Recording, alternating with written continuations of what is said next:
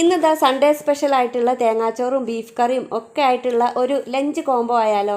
അപ്പോൾ നിങ്ങൾക്ക് എല്ലാവർക്കും പുതിയൊരു വീഡിയോയിലേക്ക് സ്വാഗതം. എല്ലാവരും വീഡിയോ മുഴുവനായിട്ട് കണ്ടിട്ട് ഒന്ന് ലൈക്ക് ചെയ്തിട്ട് പോകണം കേട്ടോ. കഴിഞ്ഞ കുറച്ച് വീഡിയോക്ക് നിങ്ങൾ തന്ന സപ്പോർട്ടിന് എനിക്ക് ഒരുപാട് നന്ദിയുണ്ട് കേട്ടോ. അത് അറിയിക്കുന്നതോടൊപ്പം തന്നെ നമുക്ക് ബീഫ് കറി ഉണ്ടാക്കിയാലോ. അപ്പോൾ ഞായറാഴ്ച ആയതുകൊണ്ട് ഇക്കാക്ക് വീട്ടിലുണ്ടല്ലോ, അപ്പോൾ എന്തെങ്കിലും സ്പെഷ്യൽ ഉണ്ടാക്കാമെന്ന് വിചാരിച്ചിട്ട് ഞാൻ കുക്കർ അടുപ്പത്ത് വെച്ചിട്ടുണ്ട്. അതിലേക്ക് കുറച്ച് വെളിച്ചെണ്ണ ഒഴിച്ച് കൊടുത്ത് അതിലേക്ക് ഒരു 1/2 ടീസ്പൂൺ അളവുള്ള ഉലുവാണ് കേട്ടോ ചേർത്ത് കൊടുക്കുന്നത്. അതൊന്ന് പൊട്ടി വന്നതിന് ശേഷമാണ് ബാക്കിയുള്ള ചേരുവകളൊക്കെ ഓരോന്നായിട്ട് ചേർത്ത് കൊടുക്കുന്നത്. അപ്പോൾ ഇഞ്ചി വെളുത്തുള്ളി ചതച്ചതാണ് കേട്ടോ ഞാൻ ഇവിടെ ചേർക്കുന്നത്. അപ്പോൾ കാര്യമായിട്ടുള്ള അളവുകളൊന്നും ഞാൻ ഇതിൽ പറയുന്നില്ല. അപ്പോൾ നിങ്ങളുടെ കയ്യിലുള്ള ബീഫിനനുസരിച്ചിട്ടുള്ള ഓരോന്ന് എടുത്താൽ മതിയാവും. പിന്നെ ഒരു 2 വലിയ ഉള്ളി ഇതേപോലെ തന്നെ ചെറുതാക്കി അരിഞ്ഞത് കൂടി ചേർത്ത് കൊടുത്തിട്ട് വഴറ്റിയെടുക്കുകയാണ്. കഴിഞ്ഞ ഏതൊരു വൈറലായ വീഡിയോയിൽ ഞാൻ ഈ കുക്കർ കാണിച്ചിട്ടുണ്ട് കേട്ടോ. ആ കുക്കറിലാണ് പാചകം ചെയ്തിട്ടുള്ളത്. അപ്പോൾ അതിൻ്റെ കാര്യങ്ങൾ എല്ലാവരും എന്നോട് ചോദിച്ചിട്ടുണ്ട്. ഇനി ഇതിൻ്റെ ലിങ്ക് ഞാൻ നോക്കിയിട്ട് കിട്ടുകയാണെങ്കിൽ ഞാൻ ഡിസ്ക്രിപ്ഷനിൽ ഇടുന്നുണ്ട് കേട്ടോ. പെട്ടെന്ന് ഉള്ളിയൊക്കെ ഒന്ന് വഴണ്ടി വരാൻ വേണ്ടിയിട്ട് ഞാൻ കുറച്ച് ഉപ്പ് കൂടി ചേർത്ത് കൊടുക്കുന്നുണ്ട്. പിന്നെ പാകത്തിനുള്ള കറിവേപ്പിൻ്റെ ഇലയാണ്. കറിവേപ്പിൻ്റെ ഇല കുറഞ്ഞു പോകണ്ട, കുറച്ച് കൂടിപ്പോയാലും കുഴപ്പമൊന്നുമില്ല കേട്ടോ, നമ്മുടെ ഹെൽത്തിനൊക്കെ നല്ലതാണ്. പിന്നെ 2 തക്കാളി ഇതേപോലെ മുറിച്ചിട്ട് കൊടുക്കുന്നുണ്ട്. പിന്നെ ഒരു 5-6 പച്ചമുളകും ചേർത്ത് കൊടുക്കുന്നുണ്ട്. ബീഫ് കറിയിലും ചിക്കൻ കറിയിലൊക്കെ ഞാൻ സാധാരണയായിട്ട് മുളക് പൊടി ചേർക്കലില്ല കേട്ടോ. കുരുമുളക് പൊടി തന്നെയാണ് അധികം ചേർക്കൽ. ബീഫിൽ തീരെ മുളക് പൊടി ചേർക്കലില്ല. അപ്പോൾ ഒരു കളറിനൊരു വ്യത്യാസം ഉണ്ടാവില്ല, ഒരു കറുപ്പ് പോലത്തെ ഒരു കളറാണ് നല്ലത്. വലിയ ജീരകം പിന്നെ എനിക്ക് ഒഴിച്ചു കൂടാൻ പറ്റാത്തൊരു സാധനമാണല്ലോ. അപ്പോൾ പൊടി ഇല്ലാത്തതിനോട് ഞാൻ നേരിട്ട് തന്നെയാണ് കേട്ടോ ചേർത്ത് കൊടുക്കുന്നത്. പിന്നെ പൊടിയാണ്, പാകത്തിനുള്ള പൊടികൾ ചേർക്കുന്നുണ്ട്. മല്ലിപ്പൊടി, മഞ്ഞൾപ്പൊടി, പിന്നെ കുരുമുളക് പൊടി, കുറച്ച് ഗരം മസാലപ്പൊടി എന്നിവയാണ് കേട്ടോ ചേർക്കുന്നത്. അപ്പോൾ ഇതിൽ ഞാൻ ചിക്കൻ മസാലപ്പൊടിയോ ബീഫ് മസാലപ്പൊടിയോ ഒന്നും ചേർക്കുന്നില്ല കേട്ടോ. അല്ലെങ്കിലും നല്ലൊരു ടേസ്റ്റുള്ള ഒരു കറി തന്നെയാണ് കേട്ടോ.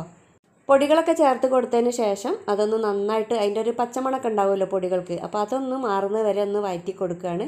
അപ്പോൾ തീ നന്നായിട്ട് കുറച്ച് വെക്കണം കേട്ടോ, അല്ലെങ്കിൽ കരിഞ്ഞു പോകും. പിന്നെ ബീഫ് ഞാൻ നന്നായിട്ട് കഴുകി വെള്ളം വാർത്ത് വെച്ചിട്ടുണ്ടെങ്കിൽ ചെറിയ പീസാക്കിയിട്ടാണ് കേട്ടോ വെച്ചിട്ടുള്ളത്. പിന്നെ അതൊക്കെ അതിലിട്ടിട്ട് നന്നായിട്ടൊന്ന് വഴറ്റിയെടുക്കുകയാണ്. മുമ്പൊക്കെ വലിയ പെരുന്നാൾ കഴിഞ്ഞ് കഴിഞ്ഞാൽ പിന്നെ ഒരുപാട് ബീഫൊക്കെ കിട്ടും. അതിങ്ങനെ പൊരിച്ച് കഴിക്കലും പിന്നെ അച്ചാറിടലും അങ്ങനത്തെ കുറേ പരിപാടികളേനി. പക്ഷേ ഇപ്പോൾ പള്ളിയിൽ നിന്ന് മാത്രം കുറച്ച് ബീഫേ കിട്ടുകയുള്ളൂ. ഇതിപ്പോൾ ഞങ്ങൾ കടയിൽ നിന്ന് വാങ്ങിയതാണ്. പിന്നെ അതിലേക്ക് ചെറിയൊരു പീസ് ഇളവനും, അത് ബീഫ് പെട്ടെന്ന് വെന്ത് വരാൻ വേണ്ടിയിട്ടാണ്. പിന്നെ അതേപോലെ തന്നെ ഒരു ചെറിയൊരു പീസ് ചേനയും കൂടി ഇട്ട് കൊടുക്കുന്നുണ്ട് കേട്ടോ. ഉരുളക്കിഴങ്ങ് ഇട്ട് കൊടുക്കുന്നില്ല. ചേന ആകുമ്പോൾ അതും നല്ലൊരു ടേസ്റ്റാണ്. ഉരുളക്കിഴങ്ങ് ആയാലും കുഴപ്പമൊന്നുമില്ല. പിന്നെ അതിലേക്ക് പാകത്തിനുള്ള വെള്ളം കൂടി ഒഴിച്ച് കൊടുത്തതിന് ശേഷം കുറച്ച് മല്ലിയിലും പുതിനയും ചേർത്തിട്ട് മൂടി വെച്ചിട്ടൊന്ന് വേവിച്ചെടുക്കുകയാണ് കേട്ടോ. ഒരു 4-5 വിസിലോട് കൂടി ഇത് വെന്ത് വരും. ഈ ഒരു കുക്കർ ഞാൻ നേരത്തെ അതിനെ പറ്റി വിശദമായിട്ട് പറഞ്ഞിട്ടില്ലല്ലോ അല്ലേ. അപ്പോൾ ഇത് 3 ലിറ്ററിൻ്റെ കുക്കറാണ് കേട്ടോ. 1 കിലോ ചിക്കനും 1 കിലോ ബീഫ് വരെ ഈ ഒരു കുക്കറിൽ വേവിച്ചെടുക്കാൻ പറ്റും കേട്ടോ. അപ്പോൾ നല്ല പരന്നതായതുകൊണ്ട് എനിക്കിത് എപ്പോഴും കുക്ക് ചെയ്യാൻ ഇത് എടുക്കുന്നതാണ് കേട്ടോ ഇഷ്ടം. കൂടുതലും നിങ്ങളെ വീഡിയോയിലൊക്കെ ഇത് തന്നെ ആയിരിക്കും കണ്ടിട്ടുണ്ടാവുക. ഇന്ന് ഞാൻ കാക്കനോട് പറയണേ, ബീഫ് കറി ഒന്ന് കുറയ്ക്കുന്നത് നല്ലതാണ്. അതിൻ്റെ ടേസ്റ്റ് ഇപ്പോൾ വല്ലാതെ പിടിച്ചിട്ടുണ്ട്. അത് ഇങ്ങനെ കണ്ടമാനം കഴിച്ചാൽ നമുക്ക് വലിയൊരു ആപത്തിലേക്കായിരിക്കും ഇപ്പോൾ നമ്മൾ നീങ്ങാറ്. കൊളസ്ട്രോളൊക്കെ നല്ലോണം വരുമല്ലോ. അങ്ങനത്തെ ഒക്കെ ഒരു പ്രായമായല്ലോ, നമ്മളൊരു വല്ലാതെ കഠിനാധ്വാനമൊന്നും ചെയ്യുന്ന ആൾക്കാരും അല്ലല്ലോ.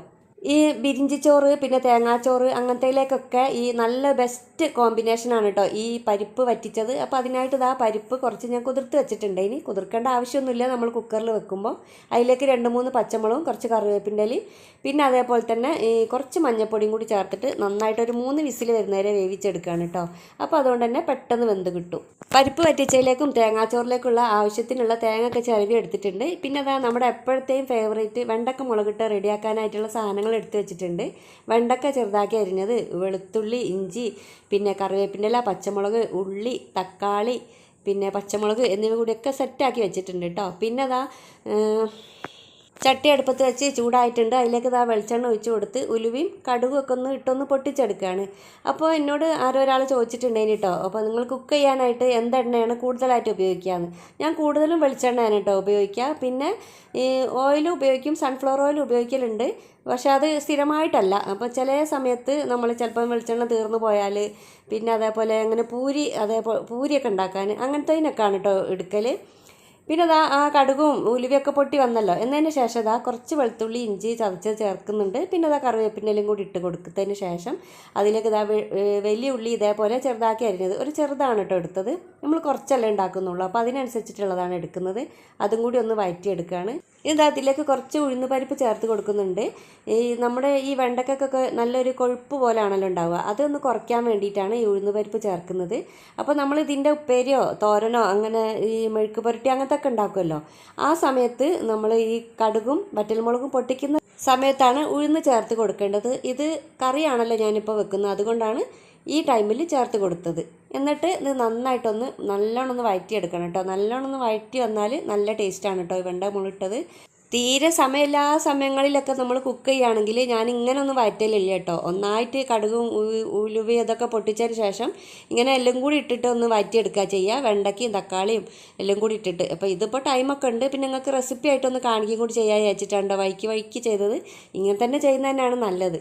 പിന്നെ അതിലേക്ക് കുറച്ച് മല്ലിപ്പൊടിയും മഞ്ഞൾപ്പൊടിയും മുളക് പൊടിയാണ് കേട്ടോ ചേർത്ത് കൊടുക്കുന്നത്. മല്ലിപ്പൊടി നമ്മൾ മീനിലേക്കൊക്കെ പൊടിച്ച് വെച്ചിട്ടില്ല, അതാണ് കേട്ടോ. അല്ലാതെ ഈ നമ്മൾ ഏലക്കായ പട്ട അതൊന്നും ഇട്ട മല്ലിപ്പൊടി ചേർത്ത് കൊടുക്കണ്ട കേട്ടോ, അതിൻ്റെ ഒക്കെ ഒരു ചെറിയൊരു ടേസ്റ്റ് വരും. അപ്പോൾ തനത് വെണ്ട മുളകിട്ടതിൻ്റെ ടേസ്റ്റ് വരണമെങ്കിൽ ഇതേപോലെ ചെയ്തെടുത്താൽ മതി. ഇനി ഈ ഒരു മിക്സ് നന്നായിട്ട് ചെറിയ തീയിൽ വെച്ചിട്ടൊന്ന് വഴറ്റിയെടുക്കണം കേട്ടോ. എന്നതിന് ശേഷം അതിലേക്ക് പാകത്തിനുള്ള ഉപ്പ് ചേർക്കണം. പിന്നെ കുറച്ച് പുളി വെള്ളത്തിലിട്ടിട്ടുണ്ടെങ്കിൽ അതും നന്നായിട്ടൊന്ന് പിഴിഞ്ഞ് ഇതിലേക്ക് ഒഴിച്ച് കൊടുക്കണം. ഒരുപാട് വെള്ളം പോലെ ആയിപ്പോണ്ട, പിന്നെ ഒന്ന് വറ്റിച്ചെടുക്കാൻ വേണ്ടിയിട്ട് സമയമെടുക്കും. ഈ ചെറിയ ഒരു വെള്ളമാണ് കേട്ടോ വേണ്ടത്. ഒരുപാട് വെള്ളം പോലെ ആയാൽ വെണ്ടക്ക മുളകിട്ട് ടേസ്റ്റ് ഉണ്ടാവില്ല. പുളി ഒരു പ്രാവശ്യം പിഴിഞ്ഞെടുത്ത് വീണ്ടും പുളി വേണമെങ്കിൽ മാത്രം അതിലേക്ക് വെള്ളം ഒഴിച്ചിട്ട് പിഴിഞ്ഞാൽ മതി കേട്ടോ, അല്ലെങ്കിൽ സാധാരണ വെള്ളം ഒഴിച്ച് കൊടുത്താൽ മതി. ഈ ഒരു ടൈപ്പ് ചോറൊക്കെ വെക്കുന്ന സമയത്താണ് കേട്ടോ ഈ വെണ്ടക്ക മുളകിട്ടതിൻ്റെ പ്രാധാന്യം. അതില്ലെങ്കിൽ ഭയങ്കര ഒരു തകരാറാണ് കേട്ടോ, എന്തോ ഒരു മിസ് ചെയ്യുന്ന പോലെ തോന്നും. പിന്നെ പരിപ്പ് വെന്ത് വന്നിട്ടുണ്ട്. നമ്മൾ വെണ്ടക്ക മൂടി വെച്ചിട്ട് വേവിച്ചെടുക്കുകയാണ് കേട്ടോ. അപ്പോൾ കുറച്ച് സമയം എടുക്കും. ഈ ചെറിയ തീയിലിട്ട് അങ്ങനെ വേവിച്ചാൽ മതി കേട്ടോ. അങ്ങനെ ആകുമ്പോഴുള്ളൂ വെണ്ടക്കൊക്കെ നന്നായിട്ട് വെന്ത് വരികയുള്ളൂ. പുറത്ത് അടുപ്പൊക്കെ ഉണ്ടാക്കിക്കണമെങ്കിലും നല്ല മഴ ആയതുകൊണ്ട് തന്നെ ഒരു രക്ഷയില്ല കേട്ടോ, എനിക്ക് പുറത്ത് ഉണ്ടാക്കാനേ പറ്റലില്ല. അപ്പോൾ പിന്നെ ഈ വെണ്ടക്ക വെന്ത് വന്നതിന് ശേഷം കുറച്ച് മല്ലിയില അതിലേക്ക് ഇട്ട് കൊടുത്തിട്ട് മൂടി വെക്കുകയാണ് കേട്ടോ ചെയ്യുന്നത്. നല്ലോണം ഒന്ന് മിക്സ് ചെയ്തതിന് ശേഷം നല്ല അടിപൊളി ടേസ്റ്റുള്ള വെണ്ടക്കയാണ് ഇത്. ഒരു 2-3 ദിവസമൊന്നും വെച്ചാൽ ഒന്നും ആവില്ല കേട്ടോ. അടുത്ത തേങ്ങാച്ചോറ് ഉണ്ടാക്കാൻ പോവുകയാണ് കേട്ടോ. അതിനായിട്ട് ഞാനിതാ 2 കപ്പ് അരിയാണ് കേട്ടോ എടുക്കുന്നത്. ഒരു 240 ml ആണല്ലോ ആ ഒരു അളവ്, അതിൻ്റെ 2 കപ്പാണ്. നമുക്ക് 2-3 ആളെ കഴിക്കാനുള്ളൂ, അതുകൊണ്ടാണ്. പിന്നെ അതിലേക്ക് ഞാനിതാ ഒരു 1.5 ടീസ്പൂൺ അളവിലുള്ള ഉലുവാണ് കേട്ടോ ചേർക്കുന്നത്. ഉലുവ ലേശം കൂടി വേണമെങ്കിൽ ഒരു 2 ടീസ്പൂൺ ആവാം കേട്ടോ. ഇനി ഈ അരിയും ഉലുവയും കൂടി നന്നായിട്ടൊന്ന് കഴുകിയെടുക്കണം. പിന്നെ നമ്മൾ സാധാരണ ചോറ് വെക്കുന്ന അരിയാണ് കേട്ടോ എടുക്കുന്നത്. കുറുവ അരിയാണ് ഞാനിപ്പോൾ എടുത്തിട്ടുള്ളത്. അത് ഞാനൊരു കുക്കറിലേക്ക് ഇട്ട് കൊടുക്കുന്നുണ്ട്. കുക്കറിൽ വെച്ചിട്ടാണ് വേവിച്ചെടുക്കുന്നത്. പിന്നെ ഇതിലേക്ക് നമ്മൾ 2 കപ്പ് അരി ആയതുകൊണ്ട് തന്നെ 1 കപ്പ് അളവിലുള്ള തേങ്ങയാണ് കേട്ടോ ചേർക്കുന്നത്. ഇനി വേണമെങ്കിൽ തേങ്ങ കുറച്ചും കൂടി വേണമെങ്കിലൊക്കെ ഇട്ട് കൊടുക്കാം കേട്ടോ, പക്ഷേ ഇതിൻ്റെ ഒരു കണക്ക് ഇങ്ങനെയാണ്. പിന്നെ ഒരു 10-15 ചുവന്നുള്ളി ഇതേപോലെ ചെറുതാക്കി അരിഞ്ഞത് ചേർക്കുന്നുണ്ട്. ഇനി ഒരു 20 ആയാലും കുഴപ്പമില്ല കേട്ടോ, കൂടിയാൽ ടേസ്റ്റ് കുറവൊന്നും ഉണ്ടാവില്ല. ഇത് അത്യാവശ്യം വലിപ്പമുള്ള ചുവന്നുള്ളിയാണ്. പിന്നെ നമ്മൾ എത്രയാണോ വെള്ളം എടുക്കേണ്ടത് വെച്ചാൽ കുക്കറിലാണല്ലോ വെക്കുന്നത്. അപ്പോൾ അതുകൊണ്ട് തന്നെ 1 കപ്പ് അരിക്ക് 2.5 കപ്പ് വെള്ളമാണ് കേട്ടോ വെക്കേണ്ടത്. അപ്പോൾ നമ്മൾ ഈ അടുപ്പത്ത് പുറത്ത് ഈ വിറകടുപ്പ് ഉണ്ടാവില്ല, അവിടെ ആണെങ്കിൽ 1 കപ്പ് അരിക്ക് 3 കപ്പ് വെള്ളമാണ് എടുക്കേണ്ടത്. കുക്കറിൽ നിങ്ങൾക്ക് അറിയാലോ പെട്ടെന്ന് വെന്ത് വരും, അതുകൊണ്ട് വെള്ളം കൂടിയാൽ കുഴഞ്ഞ് വെന്തലിഞ്ഞ് ആകെ നാശമായി പോകും കേട്ടോ. പിന്നെ പാകത്തിനുള്ള ഉപ്പ് കൂടി ചേർത്ത് കൊടുക്കുന്നുണ്ട്. പിന്നെ നമ്മൾ കൈ വെച്ചിട്ട് നന്നായിട്ടൊന്ന് ഞെരടി കൊടുക്കണം കേട്ടോ. ആ ചുവന്നുള്ളിയും തേങ്ങയും അരിയും എല്ലാം കൂടി ഒന്നായിട്ട് യോജിച്ച് വരണം. നമ്മൾ ബിരിഞ്ചിച്ചോറ് മഞ്ഞച്ചോറ് അങ്ങനെയൊക്കെ പറയില്ലേ, അതേപോലത്തെ ഒരു ചോറാണ് കേട്ടോ ഈ ഒരു തേങ്ങാച്ചോറ്. പണ്ട് എൻ്റെയൊക്കെ ചെറുപ്പത്തിൽ പെരുന്നാളിന് ഈ തേങ്ങാച്ചോറും ബീഫ് കറിയും കേട്ടോ ഉണ്ടാക്കൽ. പിന്നെ കാലങ്ങൾ ചെന്നപ്പോൾ നമുക്ക് ബിരിയാണിയും നെയ്ച്ചോറും മന്തിയൊന്നും ഇല്ലാതെ പറ്റാതായില്ലേ. അപ്പോൾ അതുകൊണ്ട് ഇതൊക്കെ ഒരു അന്യം നിന്ന് പോയിട്ടുള്ള ഒരു ചോറാണ് കേട്ടോ അത്. അപ്പോൾ ഒരു സ്പെഷ്യൽ സമയത്തൊക്കെ ഉണ്ടാക്കുന്ന ചോറാണത്. അപ്പോൾ കുറേ ആയി ഞാനിതിങ്ങനെ ഉണ്ടാക്കണം എന്ന് വിചാരിക്കുന്നു. ഇന്നിപ്പോൾ അങ്ങനെ ഒരു അവസരം വന്നപ്പോൾ ഉണ്ടാക്കിയതാട്ടോ. ഉണ്ടാക്കി കഴിഞ്ഞപ്പോൾ നല്ല ടേസ്റ്റ് ഉണ്ടായിന്, എല്ലാവർക്കും ഇഷ്ടമായി കേട്ടോ. പിന്നെ ഏലക്ക പട്ട അതൊന്നും ഞാനിതിൽ ചേർക്കുന്നില്ല, അതൊക്കെ ബിരിഞ്ചിച്ചോറിലാണ് കേട്ടോ അധികവും ചേർക്കൽ. പിന്നെ നമ്മൾ എടുത്ത് വെച്ചിട്ടുള്ള 5 കപ്പ് വെള്ളമാണ് കേട്ടോ അതിലേക്ക് ഒഴിച്ച് കൊടുക്കുന്നത്. അപ്പോൾ വെള്ളത്തിൻ്റെ അളവ് തെറ്റിപ്പോണ്ടേ. പിന്നെ നന്നായിട്ടൊന്ന് മിക്സ് ചെയ്തതിന് ശേഷം അടുപ്പത്ത് വെച്ചിട്ട് ഒന്ന് വേവിച്ചെടുക്കുകയാണ്. കുക്കർ ആയതുകൊണ്ട് തന്നെ ഒരുപാട് ടൈം വേവിച്ചെടുക്കേണ്ട ആവശ്യമില്ല. ഒരു വിസിൽ ഹൈ ഫ്ലെയിമിലിട്ടിട്ട് വരുത്തുക. പിന്നെ നമ്മൾ 10 മിനിറ്റ് ലോ ഫ്ലെയിമിലാക്കി വെക്കണം കേട്ടോ. പിന്നെ വിസിൽ ആ ലോ ഫ്ലെയിമിലാകുമ്പോൾ കുറച്ച് കഴിഞ്ഞിട്ടാണ് വരിക, പെട്ടെന്ന് വരില്ലല്ലോ, ആ രീതിയിലാണ് കേട്ടോ. ഇത് കുറേ കാലമായിട്ട് ഉപയോഗിക്കാതെ വെച്ച കുക്കറാട്ടോ. ഇത് 4 ലിറ്ററിൻ്റാണ്. അപ്പോൾ ഇത് കേട് വന്നിട്ടുണ്ട്. ഇനി ഇങ്ങനെ വിസിലൊന്നും വരാത്തതിനോണ്ട് നന്നാക്കാൻ കൊടുത്തിട്ട് അങ്ങനെ ആ ഒരു ഇതുണ്ടല്ലോ പ്രഷർ വാൽവ് അത് ഓരോന്ന് നന്നാക്കി തന്നിട്ടുണ്ട്. ഇനി എന്നതിൻ്റെ ശേഷം അപ്പോൾ ഇതിൽ ഒരു കുഴപ്പമില്ല കേട്ടോ. അപ്പോൾ കുറച്ചധികമൊക്കെ വെക്കണമെങ്കിൽ ഇതിൽ വെച്ചാൽ മതി. പിന്നെ അത് അടുപ്പത്ത് വെച്ചിട്ടുണ്ട്. പിന്നെ വെയിറ്റൊക്കെ ഇട്ടിട്ട് അതൊന്ന് വെന്ത് വരട്ടെ. പിന്നെ അതാ നമ്മൾ പരിപ്പ് വറ്റിച്ചതിലേക്ക് ചുവന്നുള്ളിയും തേങ്ങയും ഒന്ന് നന്നായിട്ട് ഒതുക്കിയെടുക്കുകയാണ് കേട്ടോ. അപ്പോൾ ജീരകം വേണമെങ്കിൽ ചേർക്കാം കേട്ടോ, ചെറിയ ജീരകം. എനിക്ക് ജീരകം അത്ര വലിയ താല്പര്യം ഇല്ലാത്തതിനോടാണ് കേട്ടോ ചേർക്കാത്തത്. നല്ലോണം ചൂടാറിയതിന് ശേഷം ഈ കുക്കറിൻ്റെ മൂടി തുറന്നിട്ട് നല്ലോണം ഇളക്കി കൊടുത്താൽ മതിയാവും കേട്ടോ. അപ്പോൾ നല്ല ചോറായിട്ടുണ്ട്. അപ്പോൾ നിങ്ങളോട് ഞാൻ പറയില്ല, ഇവിടെ ചോറ് വെന്ത് പോയാൽ വലിയൊരു പ്രശ്നമാണ് കേട്ടോ കാക്ക്. പിന്നെ കഴിക്കാനൊക്കെ ഭയങ്കര പ്രയാസമായിരിക്കും. അതുകൊണ്ട് ഇതാ നല്ല രീതിയിൽ തന്നെ വെന്ത് വന്നിട്ടുണ്ട്. കുക്കറിലായതുകൊണ്ടും എനിക്കൊരു ചെറിയൊരു ടെൻഷൻ ഉണ്ടായിരുന്നു കേട്ടോ. നമ്മൾ അറിയില്ലല്ലോ, അതൊക്കെ തുറന്ന് നോക്കുമ്പോഴല്ലേ അറിയുള്ളൂ. പക്ഷേ പാകത്തിനുള്ള വേവായിട്ടുണ്ട്. അത് ആ ഒരു സമയമാണ് കേട്ടോ ഞാൻ പറഞ്ഞത്. ഒരു ഹൈ ഫ്ലെയിമിൽ ഇട്ടിട്ട് ഒരു വിസിൽ വരുത്തിയിട്ട് 10 മിനിറ്റ് ലോ ഫ്ലെയിമിലിട്ടിട്ട് വേവിച്ചെടുക്കുക. എന്നതിന് ശേഷം നന്നായി തണുത്തതിന് ശേഷം മാത്രം മൂടി തുറക്കുക.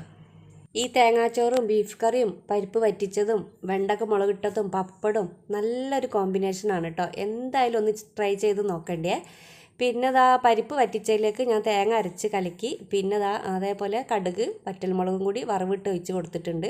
നല്ലോണം ഒന്ന് വറ്റി വരണം കേട്ടോ. ഒരു ഇത്തിരി ലൂസ് ഉണ്ട്, ഇത് കുഴപ്പമില്ല. കുറച്ച് ചൂടാറുമ്പോഴേക്കും നല്ലൊരു ടൈറ്റായി വന്നോളും. ബീഫ് കറി എപ്പോഴും വെള്ളമില്ലാതാണ് കേട്ടോ ഇവിടെ വെക്കുന്നത്, ഇവിടെ ഇഷ്ടം. അതുകൊണ്ടാണ് കേട്ടോ തീരെ വെള്ളമില്ലാത്ത രീതിയിലാക്കിയത്. വെള്ളം നിങ്ങൾക്ക് വേണമെങ്കിൽ കുറച്ച് തിളച്ച വെള്ളം ഒഴിച്ച് കൊടുത്ത് ഒന്ന് ലൂസാക്കി എടുക്കുക. ഈ സ്പെഷ്യൽ റൈസൊക്കെ വെച്ചതിനും കൊണ്ടായിരിക്കും കേട്ടോ ഇന്ന് ഭയങ്കര ഒരു വിശപ്പ്. അപ്പോൾ അതുകൊണ്ട് തന്നെ 2 മണിയൊക്കെ ആയപ്പോഴത്തേക്കും എങ്ങനെയോ 2 മണി ആക്കിയതാട്ടോ. സമയമൊക്കെ ആകുകയാണെങ്കിൽ പെട്ടെന്ന് വരാത്തതിനോണ്ട് ഇപ്പോൾ ഞങ്ങളെല്ലാവരും കൂടി ഭക്ഷണം കഴിക്കുകയാണ് കേട്ടോ. അപ്പോൾ ഇന്നിപ്പോൾ ഗസ്റ്റായിട്ട് ബേബി ഉണ്ട് കേട്ടോ. അപ്പോൾ രാവിലെ തന്നെ കാക്ക പോയി മദ്രസൊക്കെ വിട്ടതിന് ശേഷം ഓനെ പോയി കൂട്ടിക്കൊണ്ടുവന്നാണ്. ഇഷുമോന് പിന്നെ രാവിലെ മുതൽ ഉച്ച വരെയാണ് കേട്ടോ മദ്രസ. അതുകൊണ്ട് ബേബി മാത്രമേ വന്നിട്ടുള്ളൂ. ഇന്നത്തെ വീഡിയോ ഇവിടെ നിർത്തുകയാണ്. നിങ്ങളുടെ അഭിപ്രായങ്ങൾ എന്ത് തന്നെയാണെങ്കിലും എന്നെ അറിയിക്കാൻ മറന്നു വരുത്. അപ്പോൾ നിങ്ങൾ കാര്യം നിങ്ങളൊരു ലൈക്കിനോ ഒരു ചെറിയൊരു കമൻറ്റിനോ ഒരു ഇതും ഇല്ലയെന്നില്ല. പക്ഷെ അതല്ല കേട്ടോ, നിങ്ങളുടെ ഒരു കമൻറ്റിന് വേണ്ടിയിട്ട് ഞങ്ങളെപ്പോലുള്ളവർ വെയിറ്റിംഗ് ആണ്. അപ്പോൾ എങ്കിൽ തന്നെ ഉള്ളൂ എന്തെങ്കിലും ഒരു മാറ്റം എനിക്ക് വീഡിയോയിൽ വരുത്തണമെങ്കിൽ അതിന് പറ്റുള്ളൂ. എല്ലാവർക്കും നല്ലൊരു ദിവസം ആശംസിച്ചുകൊണ്ട് താങ്ക്സ് ഫോർ വാച്ചിങ്.